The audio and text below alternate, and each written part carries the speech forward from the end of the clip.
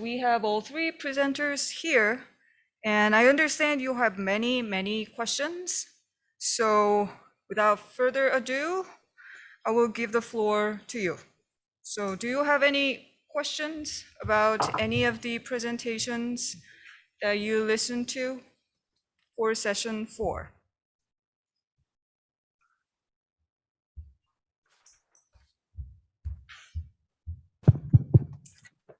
네, 예, 안녕하세요. 저는 한성대학교에서 근현대사를 공부하고 있는 조기태우입니다.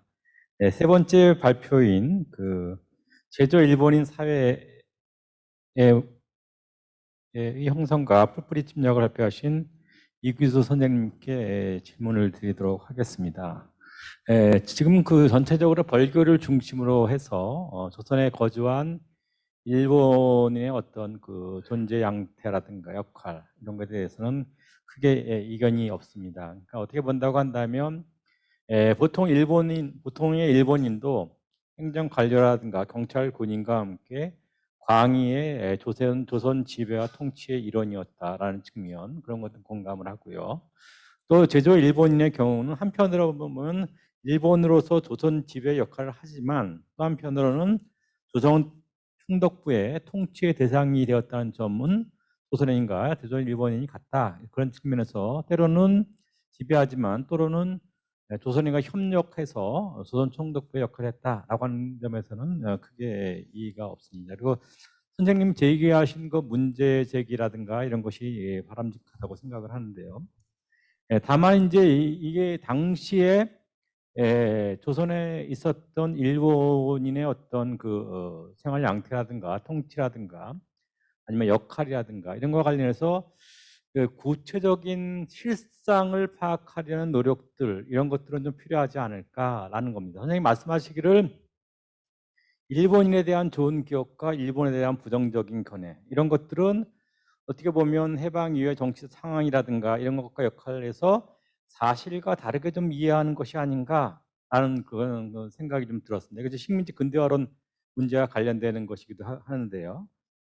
특히 이제 전라도 지역에 진출한 제조 일본인의 경우 선생님들 말씀하셨듯이 10분의 1에 불과하는 집가라든가 아니면 뭐 낮은 소장료로 일하는 비용이 적다든가 또 부동산 투기라니까 또 집가가 올라가니까 또 이렇게 이득을 얻을 수 있는 그러니까 어떻게 보면 안전하게 부를 갖다 증대할 수 있는 그러한 수단이라고 하는 것은 충분히 짐작을 합니다. 다만 여기에서 선생님이 토지를 집적하는 과정에 있어서 예컨대 사기라든가 고리대금업이라든가 선생님이 말씀하신 바에 불법적인 방법으로 토지를 집적했다. 이렇게 말씀을 하시는데 물론 이제 그러한 사례들이 있을지도 모르겠지만 그것이 일반적인 보편적인 사례였을까라고 하는 점에서는 상당히 의구심이 든다는 것이죠. 왜냐하면 불법이라든가 사기라든가 이렇게 해서 토지를 집적하게 되면 거기에서 그것을 가지고 있는 한인들의 엄청난 저항이 있었을 것이고 엄청난 저항이라고 하는 것은 비용의 증가로 이렇게 되는 것이기 때문에 그랬을 것인가라는 생각이 들고요. 그리고 당시에 이제 전라도 지방에 있는 많은 토지들은 직접 자기 토지도 있지만 많은 토지들은 지주라든가 아니면 부재지주가 가지고 있는 토지였기 때문에 상업자본가 여기 마츠모토라든가 아니면 야마모토라든가 사카모토라든가 이런 기업가 입장에서 본다고 한다면 개별적인 그런 자그만 영소 지주에게서 중소 지주에게 토지를 구입하는 것보다는 김성수와 같은 대지주에게서 이렇게 다량의 토지를 구하는 것이 비용이 쌀 것 같은데 이런 것들이 지나치게 일제 강점기의 사회를 어떤 억압 통치와 수탈 이런 구조에서 알아보려고 하니까 이것은 폭압적인 통치를 했고 강제적 불법적 수탈을 했다 이렇게 했는데 그러지 않을 것 같거든요. 경제적인 측면에서 본다면 그렇게 하지 않았을 것 같아요. 그러니까 이것이 과연 사실이 무엇인가 하는 측면에서 보면 좋을 것 같고요. 당시 토지 판매자가 개인 중소지주인가 아니면 대주주인가 대주주라고 한다면 어떻게 본다면 토지 자본값에 가서 상업 자본값으로 전환하는 과정에서 자기가 토지를 팔고서 그 돈을 가지고 상업적인 자본값으로 전환했다고 한다면 도리어 한국의 자본가수로 성장하는 데 도움을 줄 수 있는 것이기 때문에 사실 무엇이었는가라고 하는 점에서 한번 좀 보충적인 말씀을 해주시면 좋겠습니다. 네, 지금 말씀드릴까요? 네, 조 선생님 감사합니다. 제가 오늘 가고 싶었었는데 아침 열이 좀 나가지고 못 갔습니다. 네, 아무튼 지적에 감사드립니다. 몇 가지만 이제 시간이 없으니 몇 가지 말씀드리도록 하겠습니다. 기존의 이제 역사 인식에서 한일 관계사를 바로 바라보면 지배와 수탈의 관점에서 바라봤었다. 거기 문제가 있다는 거 당연한 거죠.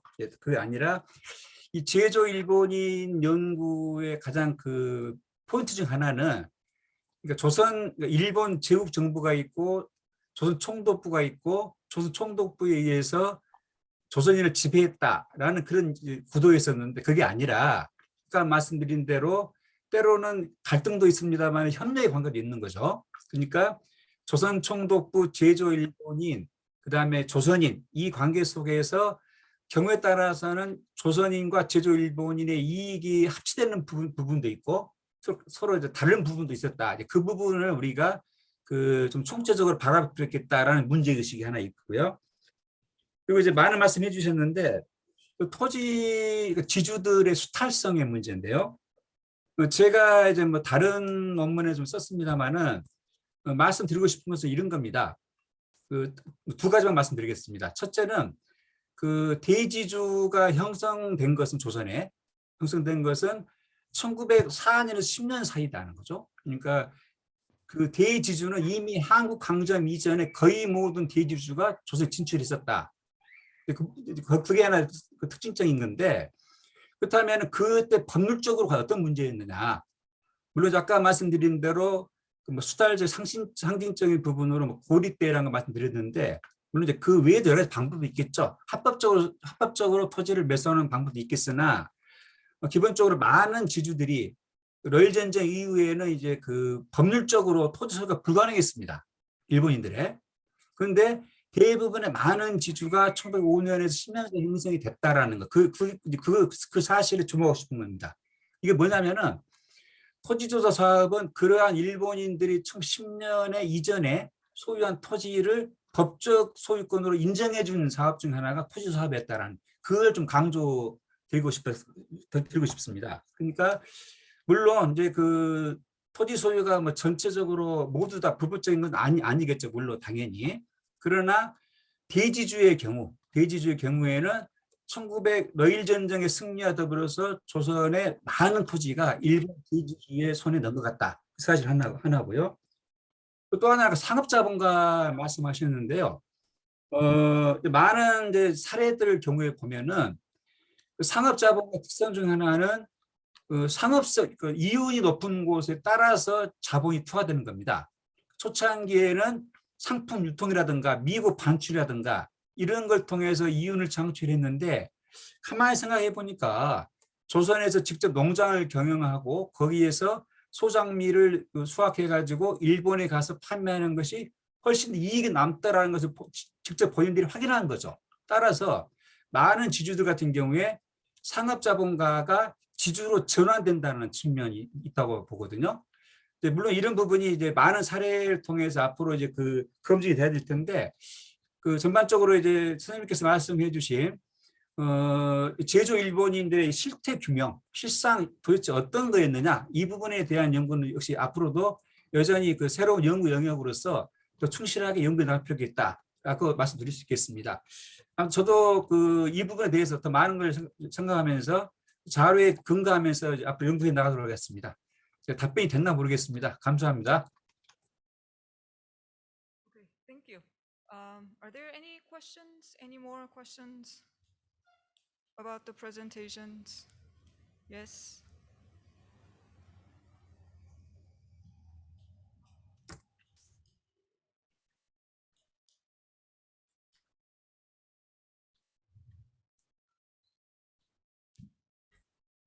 Yeah.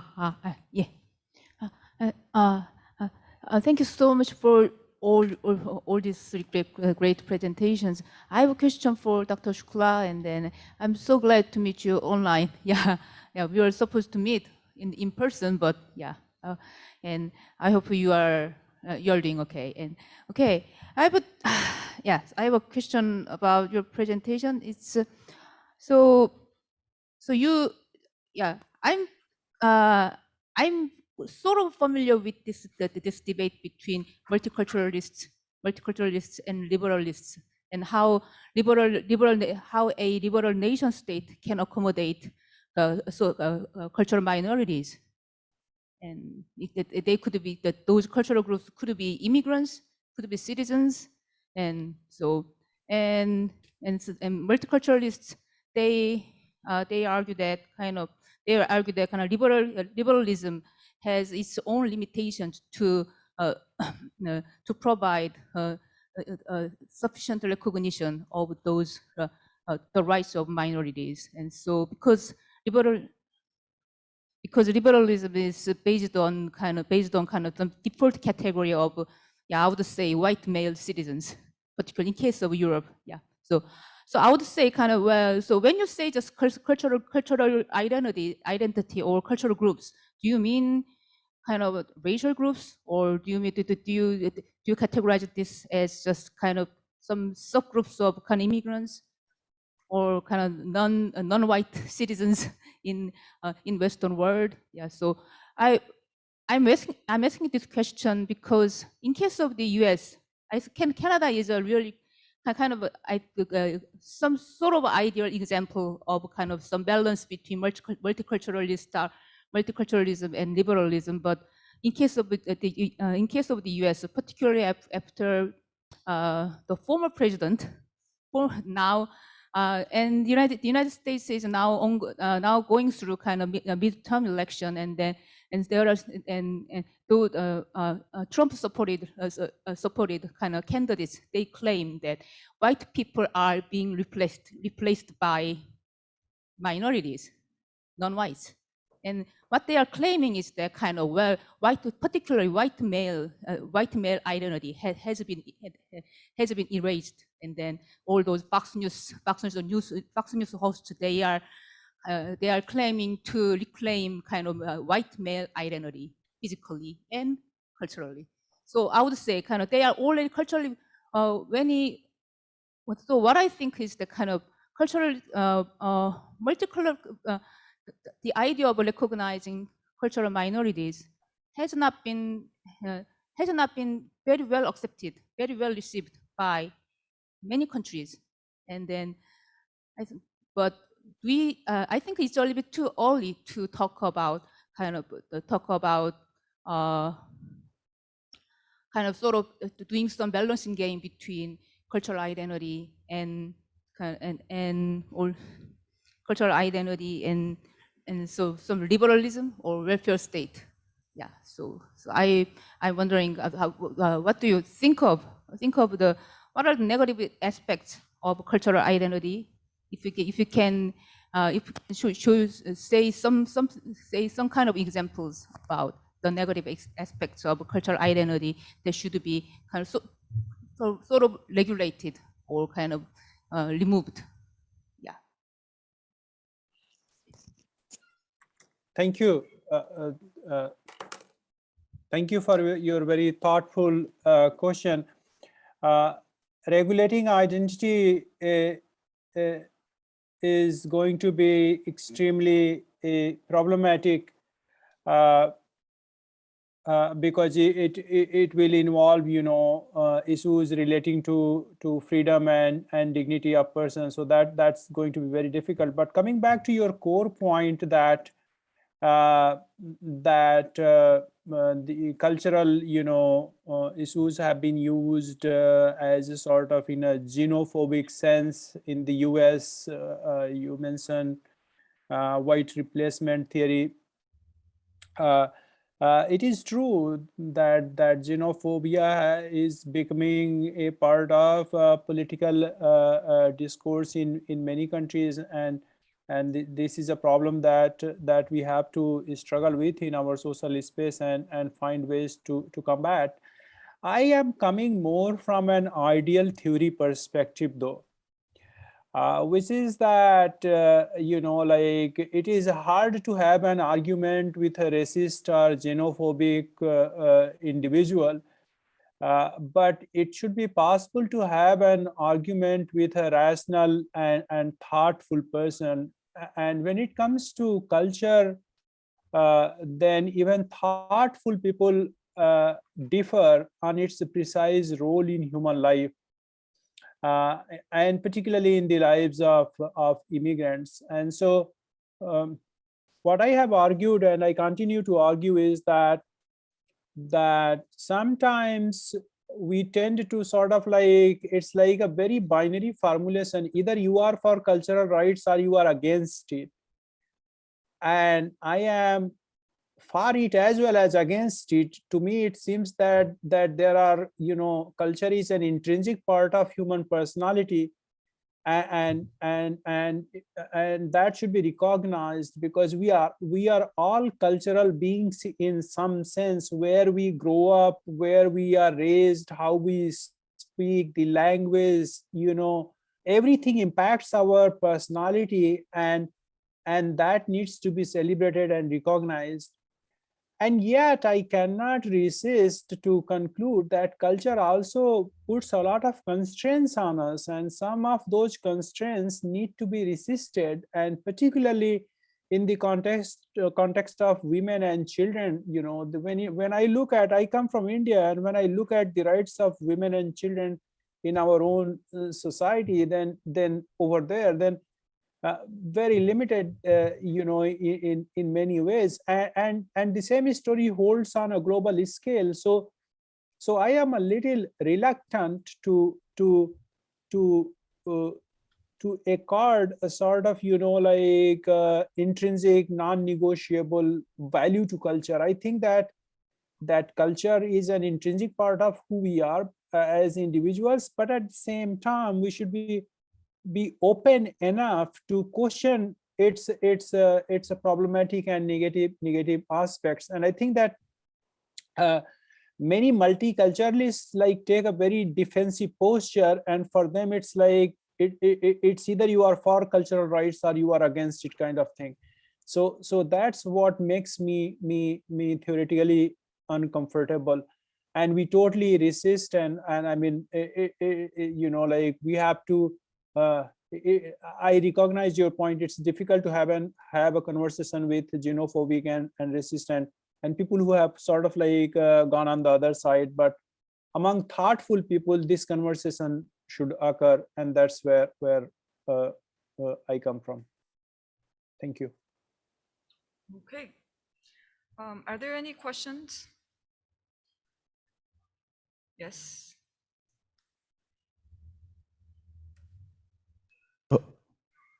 켜졌어요.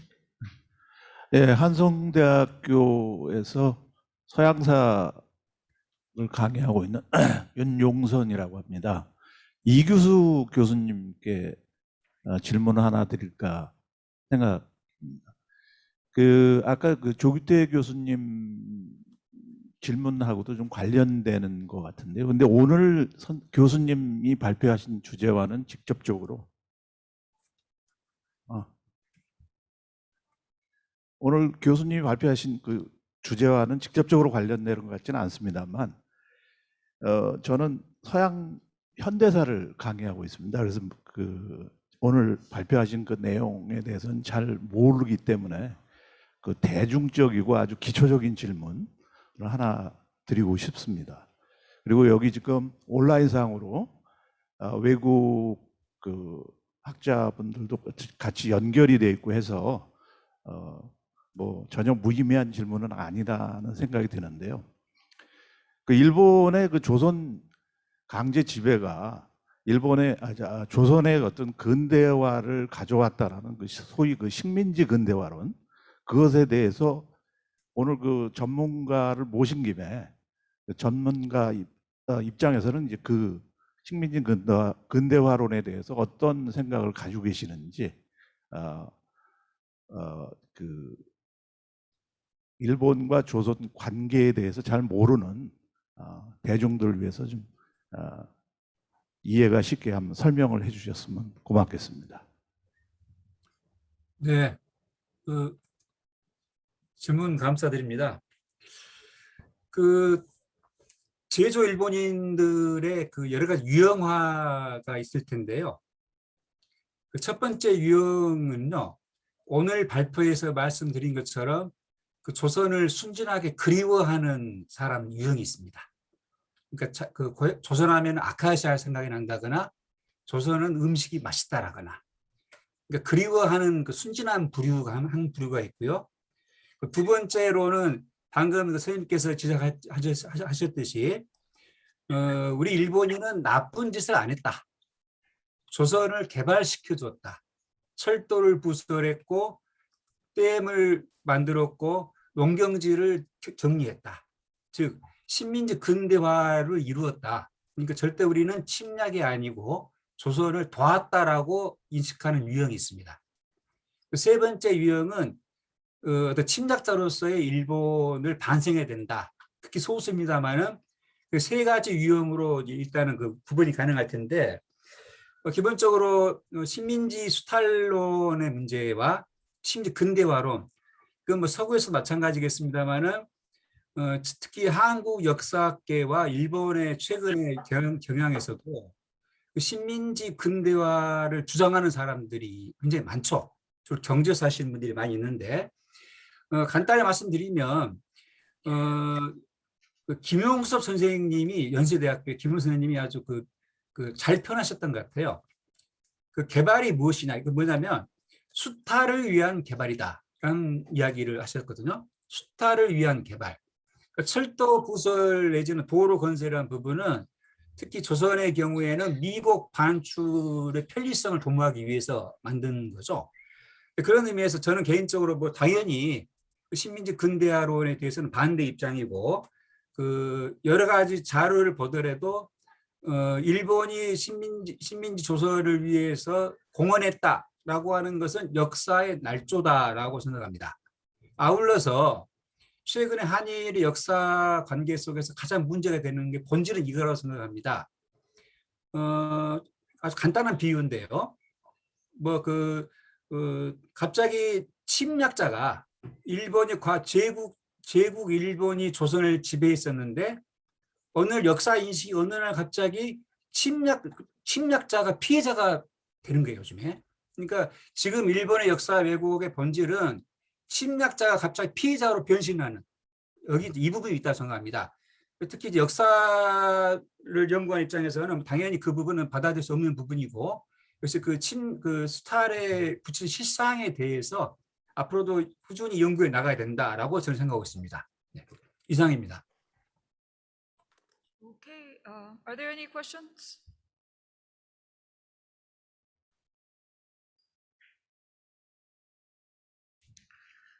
Okay, I have question for Dr. Kim Sung-kyung. So, as a one of organizer, I wanted to invite you someone who is working on North Korean defector or North Korean settlers in Korea, because they are taking a bit ambiguous position, whether they are migrant or refugee or ethnic returnees.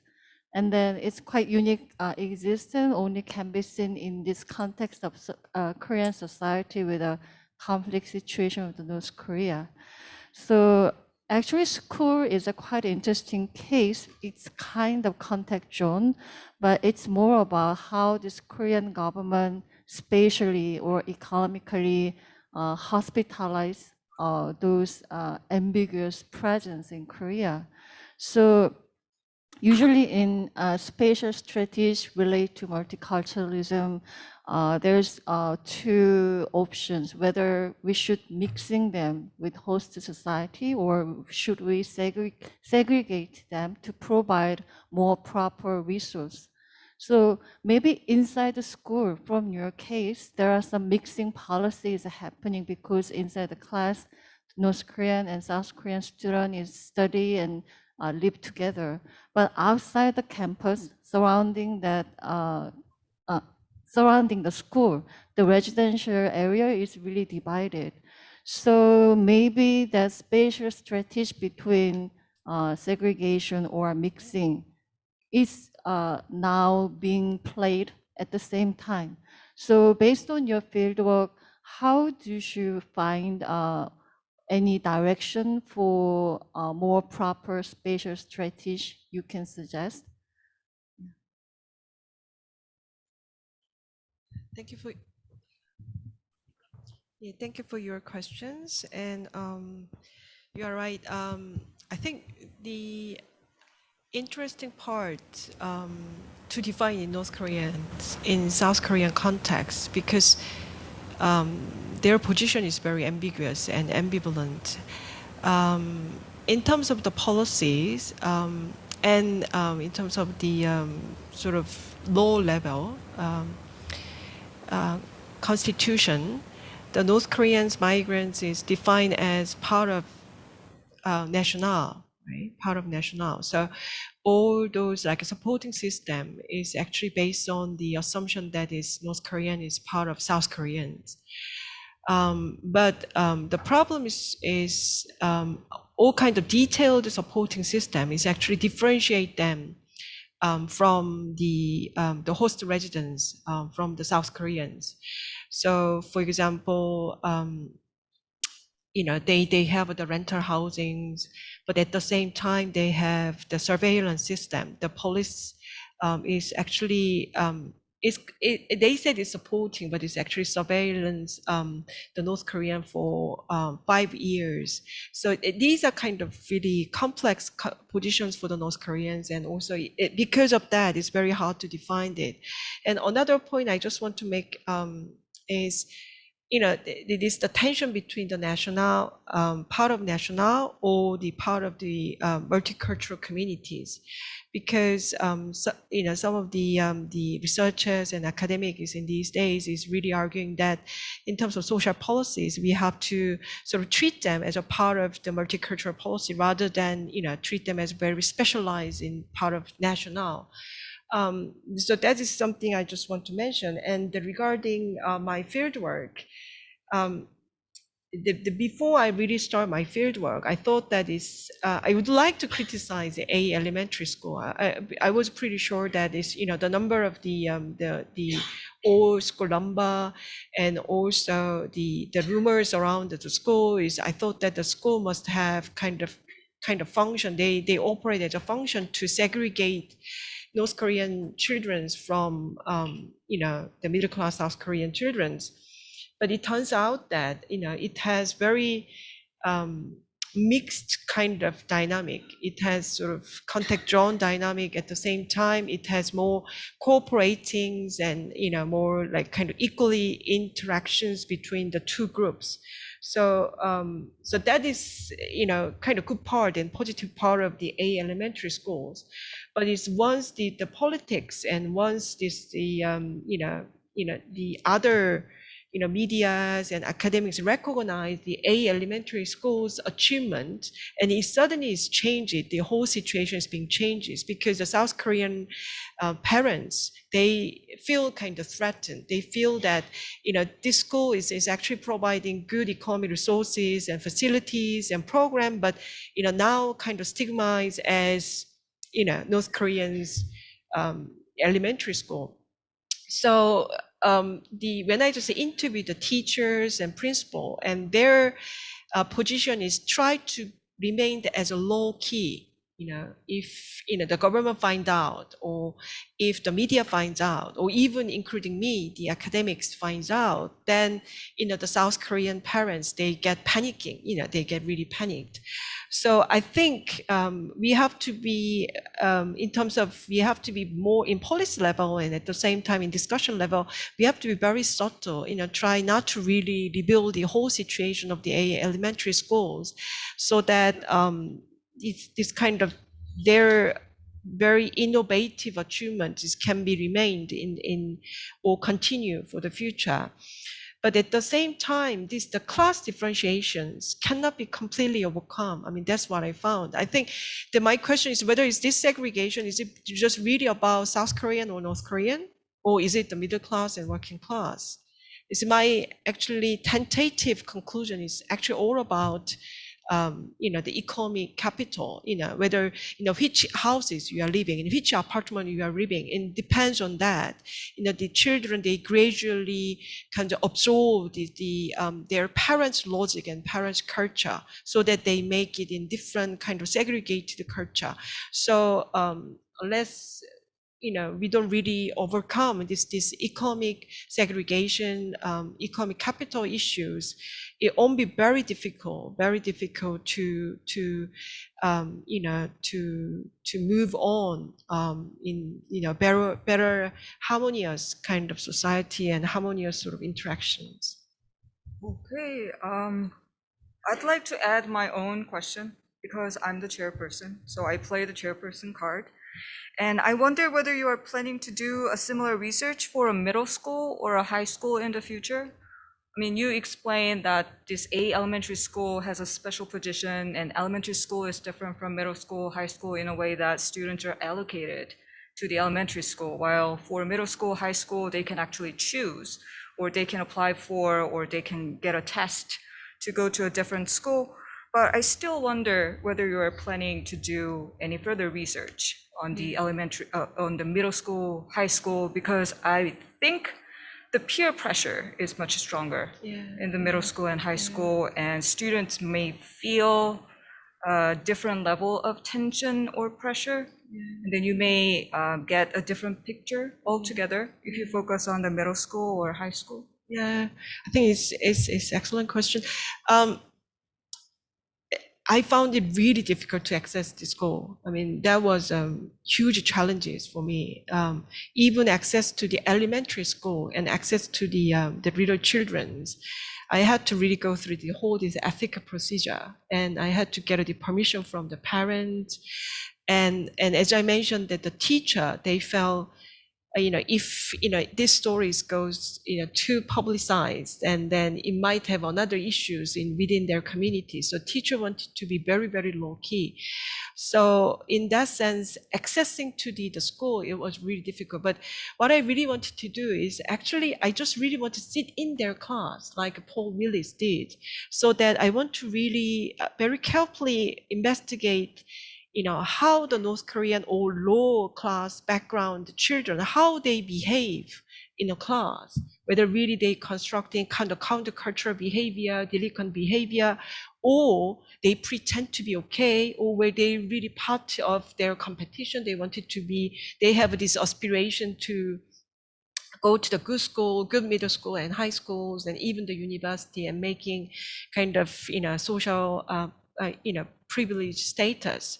So I found that even the elementary school was extremely difficult, but the middle school and high school, it seems that if I want to really conduct in the fieldwork in the class, it seems to be almost impossible. It's just, but I could probably access to some of the interview with the parents and the North Korean parents, and that might be possible. But I assume that this segregation and tension will be more deepened in middle class and high class. Yeah. Okay, thank you. Okay, thank you everyone. Thank you so much for the great presentations and great questions. And I would like to thank you, the three presenters for today, for session 4. Your presentations were wonderful, and I hope you enjoy the presentation and the discussion session. Thank you very much. Yeah, now it's time to wrap up, but I think there are, we have all the presenters from session 3 and session 4, and from our former sessions, I think there's only one online from Dr. Lee Kin-yu, and so I hope Dr. Lee Kin-yu, please stay, and we are going to have a 15-minute break, and we'll be back at 4 o'clock, and then we are going to wrap up this whole conference. Okay, and please take a break, and see you in 15 minutes.